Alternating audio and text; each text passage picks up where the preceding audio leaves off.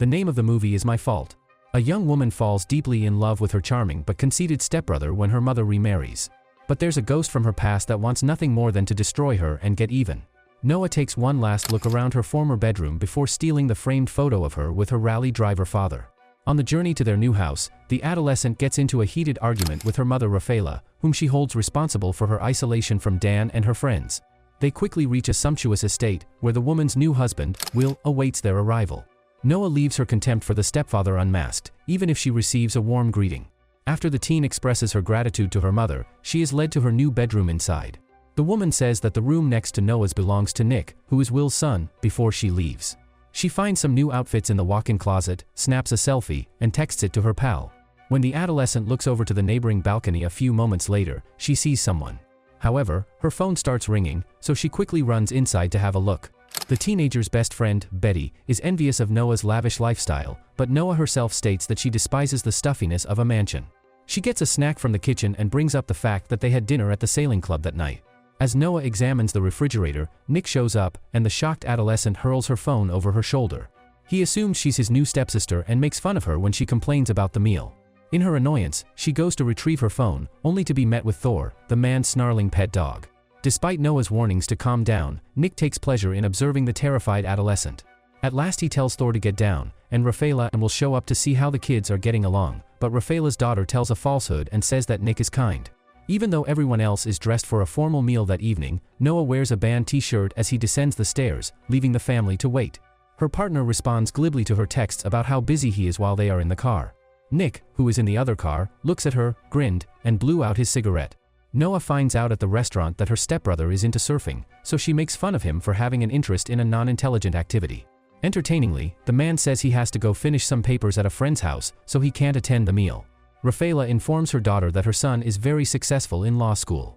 After the teen expresses her want to depart as well, Will instructs his son to leave her at the house on his way to work. They keep arguing on the way back, but Nick casually remarks that Rafaela is a patient mother because she puts up with the teen's antics, and Noah responds that he doesn't care about the love a mother has for her child. The man gets so angry that he stops the car and tells his stepsister to get out, leaving her stranded in the middle of nowhere. She begs a passing motorist for a ride since her phone's battery dies. As they are on their way to a party, Mario calls her name and gets her number.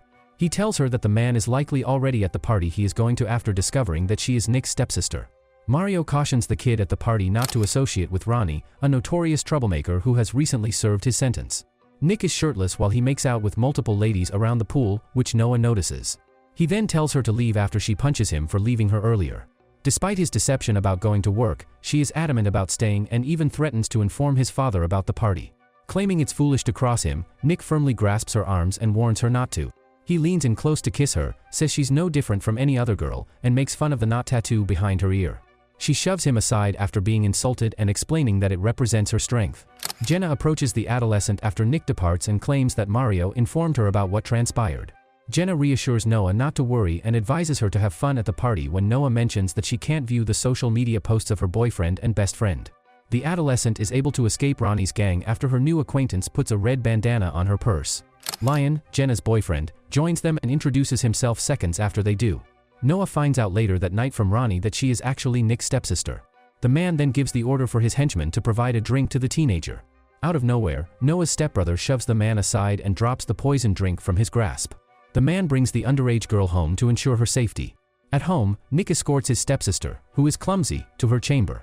She begs him to keep the light on after he switches it off, suggesting that she is terrified of the dark. As the sun goes down, Noah reminisces about the night his terrified mother hid in the closet as a man beat furiously on the door to their bedroom. The muddled adolescent continues to question her mother's assumptions about her whereabouts and relationship with her stepbrother the next day. Then she looks at her phone and discovers that Nick had sent Rafaela a message saying that she is now thinking he's fantastic and that she was at Jenna's watching a movie. Noah yells out that the mother still hasn't forgiven Rafaela for separating her from Dan and her friends, even though the mother appreciates her stepson for introducing her to his friends. Noah takes a call from an unidentified number while she relaxes in the sun on the beach, but she can barely make out the caller's breath. She confronts him for tapping her phone seconds after Nick and his friends arrive. Looking over the man's naked body, the adolescent stealthily watches as he puts on a wetsuit. Soon after, two ladies show up. One of them approaches Nick and asks if she can see him race later on. Nick acts as though he is oblivious to her request. That night, during the drag racing party, the man's opponent overtakes him because he becomes sidetracked upon seeing his stepsister arrive. Lion remarks to Jenna that his friend appears preoccupied after seeing Noah and Mario embrace during the initial lap. Anna, who has dated Nick on and off, offers the teenager the side eye from a distance. Shortly after, Noah clarifies to Lion why her stepbrother is struggling with the sixth turn, and Lion is left to ponder how Noah possesses such extensive racing knowledge. The man wins the race in the end, much to Ronnie's chagrin. Jenna orders the adolescent to kiss someone at the party as retaliation after she obtains images of Betty and Dan making out. She snatches an unidentified man and kisses him after getting additional photos of her boyfriend's treachery. After some time has passed and they are still making out beside Nick's car, the man's stepbrother orders him to go. He agrees to take Noah's selfie if she assures him she'll be heading home with Jenna just after they finish kissing, after learning that Noah needs the photo of her with another man. Their lips meet, he snaps a photo, and then the embarrassed youngster gets in his car. The two then make out in Anna's car after Nick tracks her down. As all this is happening, Noah's cheating lover receives the photo. All of a sudden, Ronnie pulls up next to her in his car and announces that the last race is about to begin. He also says that his team will win automatically if she doesn't jump in. Nick and his buddies discover that Noah is behind the wheel, and they are all taken aback by her exceptional driving abilities.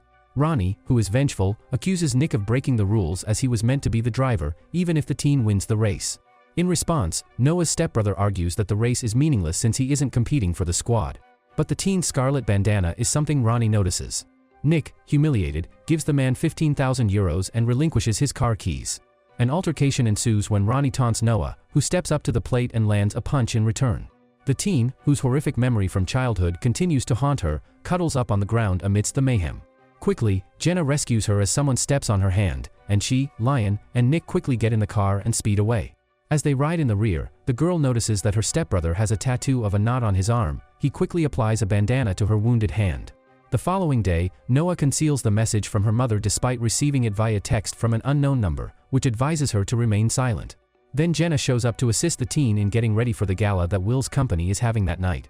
After the fact, Rafaela's husband notices her nervousness about making a good impression at the event and reassures her that the pressure she feels now is nothing compared to the trials she has faced. In Noah's view, the couple is embracing passionately as they hold one another. Nick, meantime, enjoys spending time at the beach with Maggie, his mother's sister who has diabetes. The dad insists on leaving due to the party, but the child implores him to remain. As a result of her husband's son's absence at the gala, Rafaela consoles him after the occasion. When Nick gets home, he finds Thor and Noah in front of the TV. When he brings up the impossibility of the film's drifting scenario, she argues that it is possible, as long as both drivers simultaneously apply the handbrake. After that, she says she's sorry she cost him his car in the race, but he still says it's irrelevant. Even though they know it's improper, the couple nonetheless shares a passionate kiss despite being step-siblings. Upon her arrival, Rafaela instructs the man to apologize to his father for his absence from the gala. The following day, the daughter is taken aback when her mother unexpectedly invites Dan to spend a few days at their place. While the pals are lounging by the pool later, Noah gives Nick a warning that Dan, who can't see him, might tell her mom that he recognized him from the kissing photo. By rudely cutting off the couple's chat, the man delights in tormenting his stepsister. While Lion and Jenna divert the guests' attention, Nick drags Noah into the pool and the two of them make out behind the floats. Dan, though, can't help but think of Nick as the photo's subject. Rafaela gives her daughter a bouquet of flowers and a handwritten note a few minutes later, mistaking them for messages from her ex-boyfriend. The adolescent finds a menacing message detailing the consequences of her actions as she opens the note. She goes to Dan for help, but he has no idea who sent the note. She acts as though she is unaware when he asks her mother about her and Nick's relationship. At the same time, an enigmatic guy informs Ronnie that they should finally abduct Noah. The ex-con wants Nick to deliver a message to his stepsister, so he follows him outside a restaurant that night. Afterwards, the severely injured man goes back to his house, but he decides to go outside instead of to the teen's room when he sees Dan going in that direction. Surprisingly, he discovers Noah dozing out on a lounge chair and notices the scar on her tummy. He reaches for her shirt to shield her, but the shocked adolescent punches him instead. While she attends to his wounds, she apologetically instructs him to lie down on the chair. Then Nick suggests that they should be together going forward since he thinks Ronnie is after her. Following their kiss, the adolescent ponders the attraction that women have for violent and dishonest guys like himself. But Nick claims he's different from everyone else. Dan materializes out of nowhere, and Noah assures him that he would forgive him for cheating if he remains silent regarding their secret connection. Martin, Will's servant, pretends to be sorry that Nick slipped on the poolside leaves the following day so that Will won't question the cause of his son's facial injuries. The mysterious stranger sends Noah another menacing note shortly after. Anna becomes irritated over being forced to sit in the back seat that afternoon when they pick her up. Mario inquires as to the teen's driving school, but Anna cuts him off and claims, via an Instagram photo, that her father is a rally driver. But according to her, her dad passed away while racing many years ago. After that, Noah wants to know how Nick became involved with gang culture. The woman explains that he fled away to Mexico after his mother left him, where he met Lion, a mechanic. The adolescent probes Anna with leading questions to discover if she was the one who sent the messages, but her stepbrother argues that Anna is the kind to face her adversaries head-on. They make it to a deserted building, where Nick seizes Noah by the arm, and the two share a passionate kiss behind a pillar. The adolescent soon learns that they are part of a clandestine fighting group when Jenna and Lion quickly join them. Anna shoos Noah away for interfering with the stepbrothers' preparations for the match, but Noah begs him not to compete. The teen runs away from the bloodshed, and Mario follows in his pursuit. The man tries to reassure her when she says she can't believe they're enjoying themselves so much.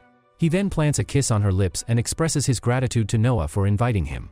Nick bursts onto the scene and forcefully removes Mario from his stepsister. She scolds the man for being so violent and angry with him. He says she's the one woman that makes him crazy, and he's never felt envious with any other woman. But Noah insists she must never again associate with a violent person. She makes an oath before she leaves that she and Nick will never get back together. The step-siblings then on with their separate lives, oblivious to one another. The youngster finds another letter under a plate one night while working as a waiter in a restaurant to raise money. She has a box in her room where she stores all the notes. Will eventually reveals to his kid that Rafaela has a scar on her stomach because her father stabbed her when she was a youngster, as well as that Noah was a violent abuser. In contrast to Noah's assertion that the man died in a race, he states that the man is still alive and was released from prison 2 weeks ago. Rafaela is worried that her ex-husband, who was convicted with the help of their daughter as a key witness, will seek them out and get back with her. As a result, Will begs his son to ensure his stepsister's safety at all times. The father of Noah, Jonas, waits in his automobile that night for the daughter to depart from a party. Nick catches up to the drunken youngster and her companion at the last possible second, thwarting Jonas's scheme. She goes back to the party to get her coat from the closet after Noah insisted she can drive herself home. But Anna locks her inside while she and her buddies laugh it off. The frightened adolescent sees her father looming over her in the dark, brandishing a knife. It doesn't take long for Nick to unlock the door and console his stepsister. When he questions her later that night about telling him her father died, she explains that she feels the man is dead and wishes he rots in prison. The adolescent begs him to remain as he prepares to exit the room.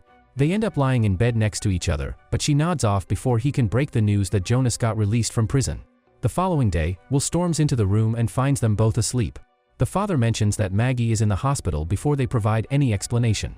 When Nick sees the child's stable state later on, he sighs with relief. As they make their way back, the man pulls over to the shoulder and plants a passionate kiss on Noah's lips. He now claims he should have kissed her instead of abandoning her on the road that fateful night. He goes on to say that he would have shielded her from triggers for her painful history if he had known about her father sooner. The man continues by saying he would never harm her and that she is aware of his words. But Noah cautions him against jeopardizing her mother's happiness with Will by disclosing their relationship to their parents. They decide to savor one final evening together because they never know when it might be their last. After some time has passed, they finally give in to their desires and make out on the moonlit beach. They plan to repeat the action the following morning and stop at a gas station for Nick to buy prophylactics. Ronnie and his guys abduct her after knocking her unconscious with chloroform while he's in the store. Upon his return to the vehicle, the man discovers the adolescent gone and the door ajar. The detective later shows Nick the surveillance film, and Nick immediately identifies Ronnie. Wood goes on to warn his kid that he would never be able to return to his mother when they locate Noah. Subsequently, the adolescent finds herself bound to a table as she awakens in a dimly lit room. Jonas steps out of the shadows and tells her he was the one who sent the letters. At the same time, the police discover the messages, and Rafaela's terrified reaction reveals that she knows her ex-husband's handwriting. Out of nowhere, her phone rings, and Jonas demands that they meet at 4 p.m. to deliver a suitcase containing €1 million to the statue on the promenade. Ronnie and Jonas are cooperating because, as the detective explains after the call, they were cellmates in prison. While in the garage, the insane man uses a pistol to knock his friend to the ground. The parents leave their children and the money at the monument that afternoon. Despite warnings from higher-ups, Nick nevertheless makes the journey to the scene in an effort to lend a hand. As they speak, Jonas secretly listens in on their chat through a camera he installed in the statue. Suddenly, it hits Nick. They can utilize the insurance tracker in the automobile as he still hasn't paid off the car he lost to Ronnie. Through their earpieces, the detective informs the parents, and Jonas overhears the news that the police have located them. Nick and the police officer are about to leave the garage when his race car slams into the doors. He then notices that Noah's father is making him drive. As the kid is driving by the promenade, his father gives him the command. He aims his gun at the couple, but Will dodges the bullet by hoisting the bag over his head. Upon reaching the end of a pier, Noah drives up to it and shoots a knowing glance in Nick's direction. Out of nowhere, they begin racing toward each other at maximum speed. Right before they crash, they manage to draw on their handbrake simultaneously, sending their cars spinning in a perfect circle. Because their windows line up in this way, they droop their heads, providing the investigator with an ideal vantage point from which to shoot Jonas. The police, meantime, discover Ronnie bound and gagged in a garage hole. Rafaela expresses her gratitude to Nick for rescuing her daughter as the relieved parents embrace their children at the dock. Nick makes out with the stepsister that night after sneaking into her room. Subsequent to the action, he utters the inaugural "I love you" statement. The adolescent wishes this is only the start of their love affair and wishes they never have to part ways. Nonetheless, Rafaela expresses her concern to her husband, insisting that they must take extreme measures to terminate their children's relationship. If you want interesting movie recaps, like, share, and subscribe to follow us for more movie recaps.